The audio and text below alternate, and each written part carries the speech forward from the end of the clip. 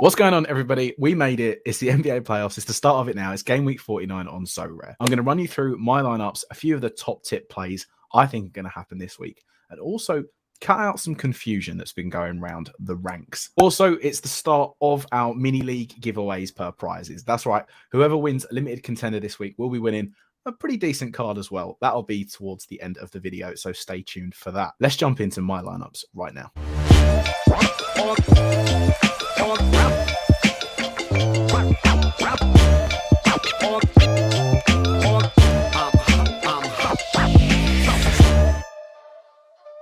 So actually, we're going to have pretty much two giveaways going on. As ever, it's not going to stop just because it's the playoffs. If I win a reward in pickup, which is the free mode, I'll be giving it away as well, as I would all regular NBA season. It doesn't change that we're in the playoffs. So to be involved in that, make sure you've subscribed to the channel, you've liked the video, and you leave your Sorare handle in the comments down below. And also, seeing this is before the playing games start, drop a prediction of who you think is going to win the playing games and win the losers bracket of the play-ins, just to see, let's see how many people are on the right path, and then you can also look back at it and see if he's correct. Anyway, now there is a bit of confusion going around that the Bucks, the Celtics, the Nuggets, and the Grizzlies don't have a game showing on Sorare. He's got an NG on their symbol right there. Now, obviously, it's the first round of the playoffs. They haven't had their games seeded yet. That's the only reason they're not showing that they won't have a game on Sorare in this game week. Rest assured, they will be playing. I spoke to a few people at Sorare anyway, they all confirmed it, and they've also given us a lovely little update here on the screen just to show you that ignore the fact that there's an NG, they will be playing. This also will get factored into projections that you might be looking at, whether it be Sorare data or whoever you might look at your projections from. This is where there'll be no game shown for them, thus no projections shown. So take that into consideration and into the fact of when you're building your lineups that this isn't coming through. So you might be asking yourself, how can one team play 3 games this week and how could one play only 1? Quite simple, and I'll show you this how. Very, very simple and basic run through. So as you can see, we've got the Raptors who are in 9th, the Bulls are in 10th, the Heat are in 7th, and the Hawks are in 8th. Now, the winner of this Heat-Hawk game will go and they will play the Boston Celtics. Me personally, I think Miami will win this game. So Miami would be playing Boston in a round of 7 in the first round. A 7-game series in the first round, right? Now, the loser, which would be the Hawks, after playing 1 game, will now play the winner of the Raptors v. the Bulls. I think this is a little harder to predict. If I had to guess, I would say that Toronto will win this game, but I very much could see the Bulls winning this as well. But in any case, whoever wins this will go through here. Whoever loses is out. They will not play any more games. They've played 1 game and that's it. They're done. Now, as you can see, the Hawks have already played 1 game and they will move into this one. The Raptors have already played 1 game. They'll move into this one. They then play each other. So the Hawks will play the Raptors. That's their 2nd game. Whoever loses this is done. And whoever wins this will go through and play in the 8th seed. That's how this works. So you could say, if you think that the Raptors are going to beat the Hawks in this season here, they means that the Raptors then would have won against the Bulls in their 1st game.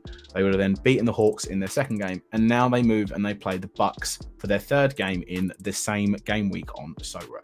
And obviously it's the same on the West in regard to it as well. But back to Sorare. In doing so, I know that my teams aren't really necessarily aligning with this, but this is also how I feel that I can play along to it, but also with some solid lineups that I think can score big points. So like I've said, I think Brandon Ingram, even if they lose to the Thunder, which I don't think they personally will, I would expect him to have a massive score because he'll play huge minutes in the playoffs here. LeBron James, same sort of thing. At 42 is too low for him. I think he's going to absolutely dominate because it's what he does in the playoffs come this time. They haven't got this far to lose to the Timberwolves and then play in another game. They're going to want to get it over and done with and get the Grizzlies because that will be an excellent matchup for them. And then also in that series as well, the fact that Rudy Gobert is no longer there because, Rudy Gobert is the worst vibe in the NBA. Anthony Edwards is going to be there to pick up some of the pieces. And 38 in a playoff series, I'd be very, very surprised if he's not getting more than that. Taurean Prince at 14 is seeming to be this sort of meta pick that's going around. I'm not quite convinced he's going to be that good. I think he might get in the 20s. But because obviously there's a limited pool now with a certain, almost pretty much half the teams have been cut. At 14, he's an enabler. That's fine. And then obviously, look, Marcus Smart, he's showing no game. He's not going to score. Obviously, he's going to be getting an opponent, as we saw from the graphic that I ran you through before. At 26, he basically was the only guy I had that I liked at this L10 that allowed me to play these 4 guys here. I don't want anyone else realistically below Taurean Prince. PJ Tucker and Sam Hauser are other options that I don't mind, but for a pickup team, I'm happy with this. Right, my limited champion lineup. Joel Embiid, simply no brainer. I'm obviously going to pick him against Brooklyn. 50 is just what is the sign of Joel Embiid. His L10 is actually going to come down a bit because he's had those sort of on and off performances where they've been ramping him down a little bit just to protect him, but very, very happy. Obviously, you can see the 15% boost has also kicked in because I'm recording this on the 11th, the last day of when they was giving those particular extra boosts that are coming in. Whether that is a great thing or not is for you to decide. Ja Morant is my second option. Not showing a game for him at the moment. Obviously, this is the case for it. Am I particularly worried? No, they're going to be playing the Lakers or the Timberwolves from this. I think Ja Morant will score big in any of those series that can occur. At 42, it is a bit high, but I want these top tier guys in my champion lineups. Same thing with Tyrese Maxey. I think the Sixers are going to sweep the Nets, if I'm being completely honest. Might be a gentleman's sweep. It could go to 5 games, but I think it'll be a sweep. I think Tyrese Maxey's going to have to score big in this game. I'm yet to see James Harden in the playoffs be James Harden in the regular season. Tyrese Maxey, I know, can score the basket, so I'm not really concerned about that in the playoff situation. And then also to continue my Sixers stack, as we would, we've got De'Anthony Melton. Now, he's had a lower sort of usage rate in the past couple of games. He's also had a little bit of an injury that's been coming about with him. But De'Anthony Melton is very, very much capable of those 40-point games. And if anything was to happen and James Harden doesn't want to get risked game 1, I'm very happy with him at 22 to be this guy. And he's also better than any of the guys that I've necessarily got and think there is at that 23 mark. I'm not convinced that Kyle Lowry. I think Gabe Vincent's a better player anyway. And then to round this out, to enable me to pick these sort of 2 big dogs and a Melton, is Jared Vanderbilt. Look, at 16, you're scraping the barrel for guys around this that are going to get minutes on the court come the playoffs. Jared Vanderbilt is going to be one of those key guys. There's a few of them out there. There's a chance he gets decent points, but I'm not holding my breath for this, unfortunately. Taurean Prince maybe is worth the gamble, but I don't want to pay the costs involved in a Taurean Prince. Also considering, I think the Lakers will beat the Pelicans in that game. So I think the Lakers will get the 7th seed. And then I think that in that last play-in tournament, if it is the Pels beat the Timberwolves, anything can happen. So I don't want to pay 15 quid for a Taurean Prince limited card. No, thank you. I'm going to leave my limited contender lineup towards the end because obviously that's the competition where if you win it that week in our Swingman Sorare Society mini league, I'll be giving that card away, which I'm going to be announcing at the end of the video. We'll move on into rare contender.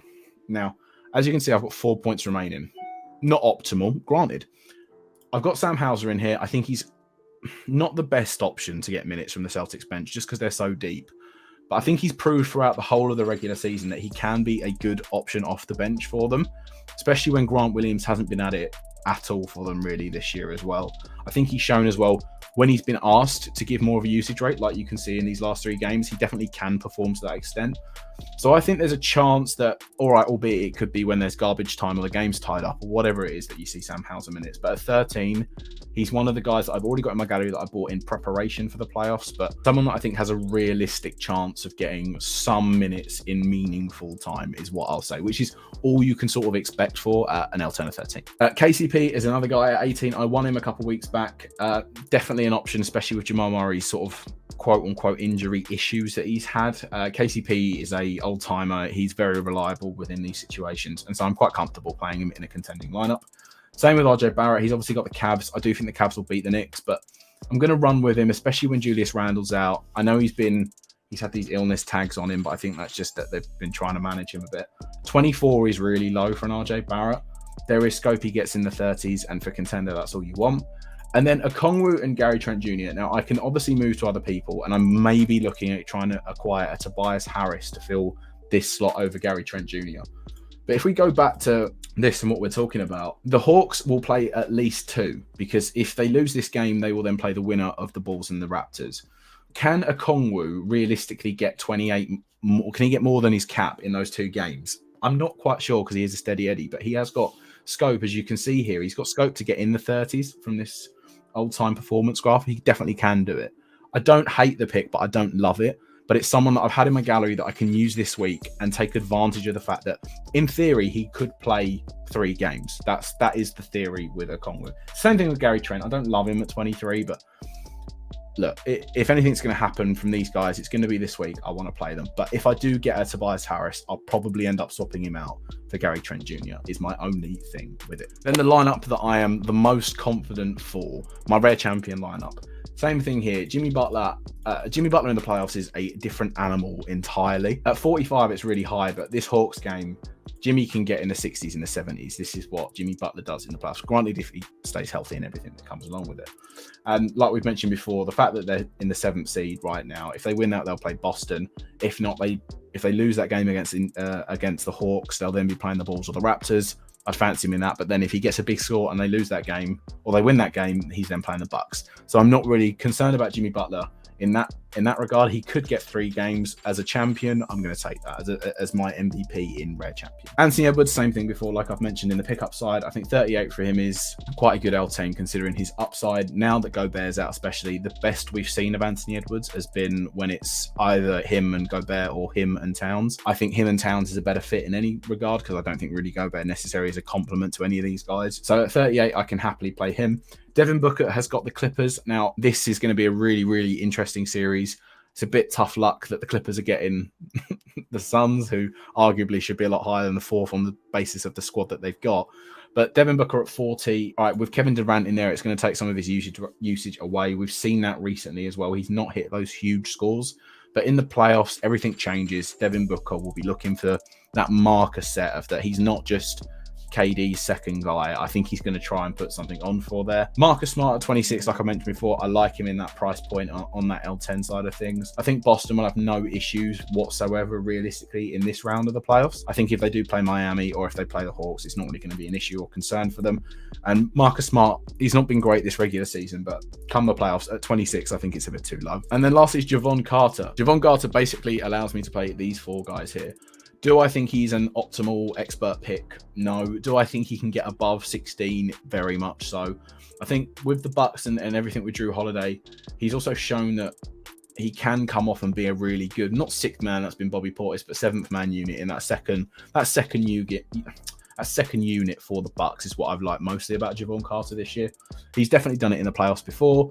He knows his way around it, and that's why I sort of like him at 16. And also just the lineup in general, I think, looks really strong for Rare Champion here. Right then, and then for the limited contender lineup that I'm going to be entering to try and win this, I don't think I am, but if I did win this, it would be given away to whoever comes second. This is the lineup I'm going to run with here. PJ Tucker and Sam Hauser as the 2 sort of low L10 enablers that I can run with, to then allow me to play a Lou Dort with the Pelicans and Aaron Gordon, who's going to get someone regardless of the playing game, and then a Jordan Poole against the Sacramento Kings. I could go for a Nikola Vucevic here and maybe try and downport Lou Dort to somebody or Aaron Gordon down to Tobias Harris. But this is the lineup I'm going to be giving away, or the lineup that I'm going to be entering in the giveaway is what I should say. Right then, so you've seen the team that I've put in for Limited Contender. Whoever wins that's in the Swingman So Rare Society and is subscribed here to our YouTube channel is going to win this card. Dylan Brooks. I thought the Grizzlies are going to go pretty far, and I want to give away cards that have some utility throughout the playoffs. Do I think the Grizzlies are going to win it all? No, I don't. But do I think they can get far? Perhaps. So yeah, to be in with a chance of winning, all you have to do is win our limited contender mode this week. Whoever wins top prize, shoot me a DM with proof that it's you, obviously, and we'll get this sent over to you at the end of the game week. Thank you very much for watching this video. I hope you did enjoy it and some of the tips that I've shared with you. If you have any questions, I'll be answering them in the comments down below. Shoot me a DM here on whatever my at name is here or here. I can't remember where I'm going to put it. Shoot me a DM on Twitter if you want to chat about it. I'm also going to be available, like I said, in the comments. Make sure you subscribe to the channel, like the video, and I'll catch you in the next one. Peace.